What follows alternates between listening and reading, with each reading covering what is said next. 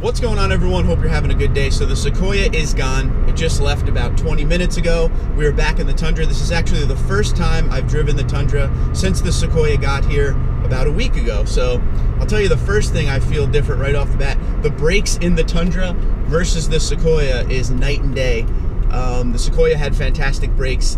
The Tundra does not. That's just my opinion. We got the heavier wheels, tires, all that. But yeah, that was the first thing I felt. It almost felt like the Tundra didn't have brakes after going from Sequoia to this. So what I want to do today is a quick recap of my week with the Sequoia. Some things I didn't like, some things I did like, and that kind of thing. I got to be honest with you right off the bat. Of all the vehicles that Toyota has given me, press vehicles, all that kind of thing, I will miss the Sequoia the most. I went into it thinking that I was going to dislike the Sequoia because what everybody else says. I've never driven a Sequoia before this week, and everyone always says it's very outdated. Just the look of it, I thought it would be kind of lumbering, heavy, a big, large SUV. I've never really driven a lot of large SUVs, but I was just thinking it would be kind of sluggish and slow and all of that. And I got to be honest with you, everything I thought was wrong. And I now understand why people buy large SUVs just for recreational use. Like you see dudes driving around in Yukons and stuff, and I was always like, why would you buy that? Like, that can't be fun to drive. But I'll be honest with you, it's a lot of fun to drive, and I don't know why. But I look forward to my next time in a Sequoia for sure. But anyway, let's go over some pros and cons that I've discovered in the week that I had it. Let's start with the cons. And there aren't many, but there are two that are glaring to me since we've got the truck a week ago. So number one is, I gotta say it, and I know you guys are gonna roll your eyes at this one, but fuel mileage was pretty bad.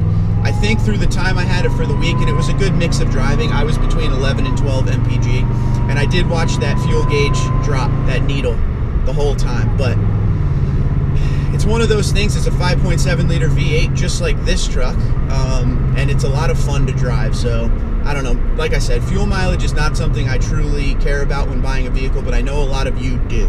So I wanted to note that I have to label fuel mileage as a con, because I'm sure in some of the other large SUVs out there, fuel mileage is a lot better than this, but drivability was a lot of fun. But anywho, the second con for me was the navigation screen, the touch screen. It was too small for what the truck was. All right. If they put a little bit larger of a screen, even the screen we have here in the Tundra is bigger. If they put a little bit larger of a screen in there, it would be a lot more suitable for a $70,000 large SUV. I kind of got used to the screen, but at the end of the day, I still just wasn't happy with how small it was. Now in the Land Cruiser, they had a big 9-inch screen, and that thing was awesome. That fit for exactly what they were trying to go for with the Land Cruiser. I mean, you're paying $86,000, so you expect a good, touchscreen and everything like that.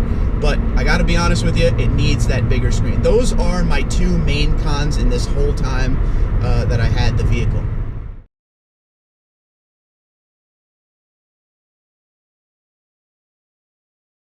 Okay, so now on to the pros, the things I liked about the Sequoia.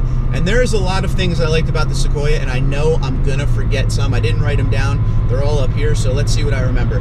But I will tell you one thing immediately. Number one for me, as far as the like list, has gotta be just the suspension. It was the most comfortable vehicle I've ever driven in my life, and I'm not just saying that. The suspension made that vehicle feel amazing. Amazing. I want to stress that to you. All right. It was just pleasurable to drive it. It wasn't bouncy. It was nice. It never felt like I was driving a large SUV. That should be the theme of this pro list. It never felt like I was driving a large SUV. The thing had really good maneuverability for what it was. Night and day what I thought it was going to be when it came to maneuverability. So it was really crazy. Another great thing it had that shocked me was turning radius. This truck is a little bit longer than it, but I always do this little turnaround, this little U-turn right by my parents' house when I'm parking, when I'm going running like I'm doing right now, and the Tundra can never make it. But that Sequoia made it with room to spare. I never felt uncomfortable like I was getting too close to the curb or anything like that. It was amazing. Turning radius blew my mind, and how comfortable the ride was. It changed my life, man. But yeah, it was those are my two glaring pros for that vehicle. I really enjoyed another is the sound system. It had the JBL Synthesis, which is the highest level JBL system you could get in a Toyota. And that thing is exactly what we've always talked about we wish the Tundra had. That has a great sound system in it, and it was in the Land Cruiser, which was 86 grand, and it was in the Sequoia Platinum, which was 70 grand. So I don't think we'll see it in the Tundra, but man, that sound system did everything we needed it to do. It has 14 speakers in the Sequoia. Amazing. But I never felt like, and this was another big pro of the Sequoia for me, I never felt like I was in an outdated truck. And I mean all of this. I'm coming at you. Like I said, I was going into this thinking I wouldn't like it. I'm coming at you real right now. I never felt like it was an outdated truck. Like I said, I don't like that navigation screen too much, but other than that, it felt good. That's another pro. I really have to point this out. The seats were super, super, super comfortable. These are great seats, okay? These are the high-end leather seats for sure, but these are still a little bit stiff, all right? Those seats, they're soft. You sit down into them. They're amazing. Again, the Land Cruiser had those great seats too. And, at that price point, you expect good seats, but they were phenomenal seats. Man, I really like that Sequoia. There's so many pros. I know I'm forgetting a bunch of them. That rear window goes all the way down like we have in the Tundra. That is cool. It just was a pleasure to drive. It was a pleasure to drive. I mean that. And like I said, I expected a large SUV to be kind of annoying to drive every day. I literally drove the vehicle everywhere I possibly could. We went food shopping, anywhere we would go, we were taking the Sequoia just to test it out. So I gotta be honest with you, I loved it. At the end of the day, and if I had to give it a 1 to 10, there's a lot of YouTube channels that give a scale out there, 1 to 10, scores, whatever. Being honest with you, I came into this, if I had to give a pre-1 to 10, I came into this thinking this thing would get a 3 or a 4. I'm giving it a solid 8. All right, I'm giving it an 8. So it pretty much more than doubled its score. And then a van just cut me off real bad here. I'll stop, it's cool. But yeah, guys, listen, if you're in the market for a large SUV, I'm sorry guys, just cut me off and stop in the middle of the road like an idiot. Anywho, if you're in the market for a large SUV and you're not even giving the Sequoia a chance because you think it's outdated, I implore you, go take it for a test drive. Just do it. It's not going to hurt you. It'll take a little extra time. You might find a gem in the rough with this thing. I'm telling you, Toyota reliability, the 5.7 engine has been around forever. It's pretty much bulletproof at this point, but it's an amazing, amazing vehicle.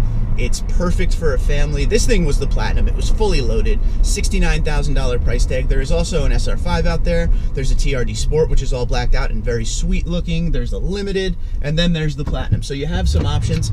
I'm pretty sure that the SR5 starts down around 50,000, maybe a little more, maybe mid-50s, 53, 54. But it is definitely something you should go check out. There are a ton more pros that I'm forgetting. But man, it was a pleasure to drive. Thank you to Toyota for giving me the press vehicle for sure. I love it. I hope to get a Sequoia again in the future, or you never know. I may just buy one day, but I now understand why people like large SUVs for sure. All right, I've now been cut off 2 times on this ride, which you guys experienced. I apologize for that. But anyway, if you have any questions, comments, or concerns, I'd love to hear what you guys have to say about the Sequoia. What do you think? Did any of these videos change your mind about how the Sequoia is? Because I know a lot of us always said it was outdated and all that kind of stuff, but for me, 100%, I guess I should say 180, flip me right around. I love the Sequoia. A lot of you guys have been telling me to test drive the Sequoia for a long time. We finally got one and I love it. As far as Land Cruiser versus Sequoia, that is for another video. In fact, we might do that on a live stream. That would be fun to talk about. But I'd love to hear what you guys think about the Sequoia. And the Tundra is back, and we will talk more about being back in the Tundra, because I already have some driving impressions just along this ride, being in the Tundra right after the Sequoia, which I thought would be close to the same thing, but it is night and day different. So comment below the video, Twitter and Instagram at TundraDude34, TundraDude34 at gmail.com. Thank you for your support. Have a great day.